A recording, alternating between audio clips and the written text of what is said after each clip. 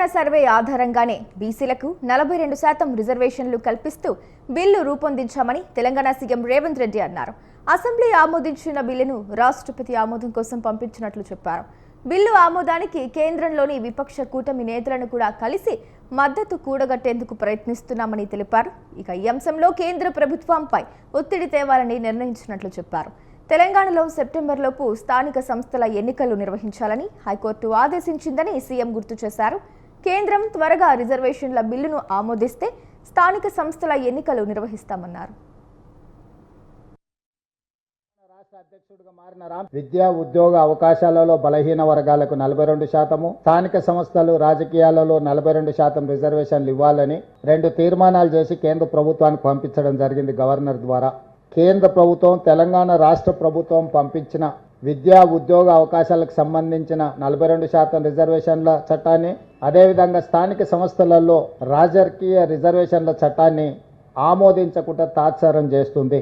ఈ మధ్యకాలంలో తెలంగాణ రాష్ట్ర హైకోర్టు స్పష్టంగా ఆదేశాలు ఇచ్చింది. 90 రోజుల్లో స్థానిక సంస్థల ఎన్నికలను నిర్వహించాలి.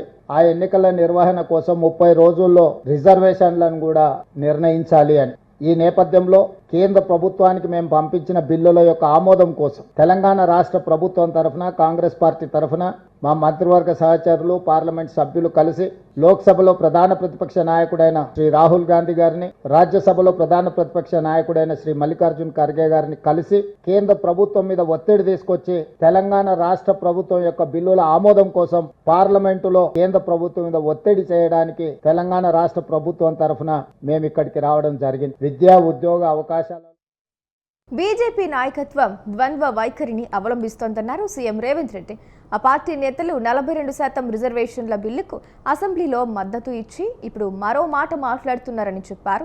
ముస్లింల శాతాన్ని తీసివేయాలని కేంద్ర మంత్రులు కిషన్ రెడ్డి, బండి సంజయ్ అంటున్నారని, బీజేపీ పాలిత రాష్ట్రాలకు ఒక న్యాయం, తెలంగాణకు ఒక న్యాయం ఉంటుందా అని ప్రశ్నించారు. యూపీ, గుజరాత్, మహారాష్ట్రలో ముస్లిం రిజర్వేషన్లను ఎందుకు తొలగించడం లేదని నిలదీశారు. ఆయా రాష్ట్రాల్లో ముస్లిం రిజర్వేషన్లు తొలగించాకే బీజేపీ నేతలు తెలంగాణ గురించి మాట్లాడాలని రేవంత్ రెడ్డి స్పష్టం చేశారు.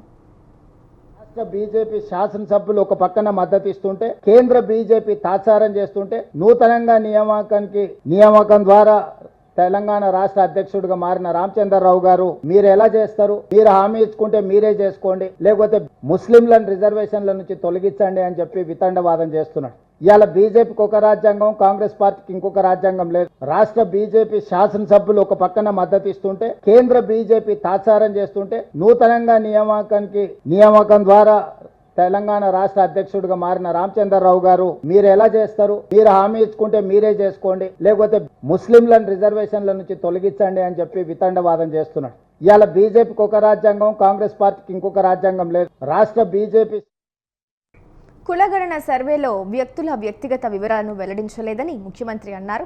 3.99% మంది తమకు ఏ కులం లేదని చెప్పారు. స్వతంత్ర నిపుణుల కమిటీ ఇచ్చిన నివేదిక ప్రకారమే మేము ముందుకెళ్తున్నామన్నారు.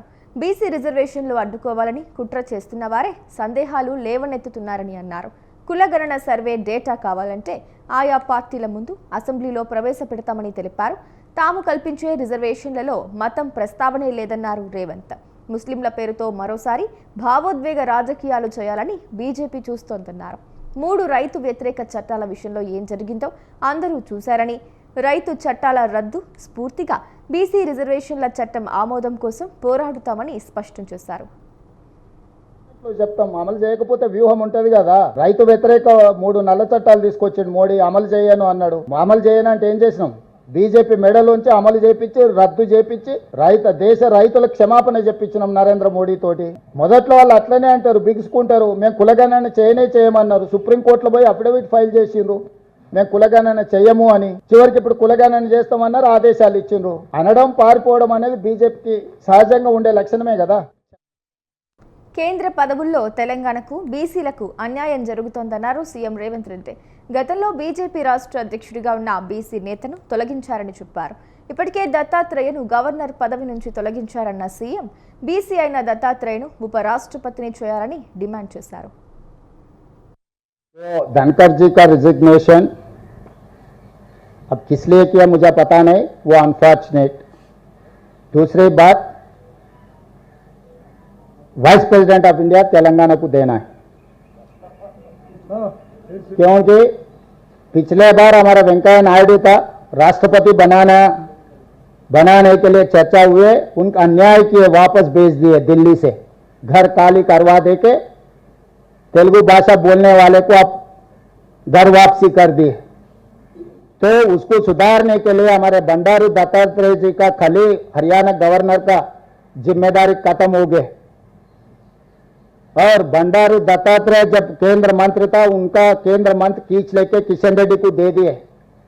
हमारा बंडी संजय जी अध्यक्ष था, आज ब्राह्मण रामचंद्र राव को दे दिए। तो साउथ और खासकर तेलंगाना में जितने भी ओबीसी है, सबका गल्ला काट दिए एनडीए ने। सो 100 पुन माफ करने के लिए दत्तात्रेय जी को वाइस प्रेसिडेंट बनाया तो ठीक रहता है, क्योंकि तेलंगाना को आप इतना अन्याय नहीं कर सकते। देश में हिंदी के बाद दूसरी भाषा तेलुगु ज्यादा बोलने वाले, पहला हिंदी है, दूसरा तेलुगु है, तीसरा बंगाली है। तो साउथ पर्टिकुलर तेलुगु जो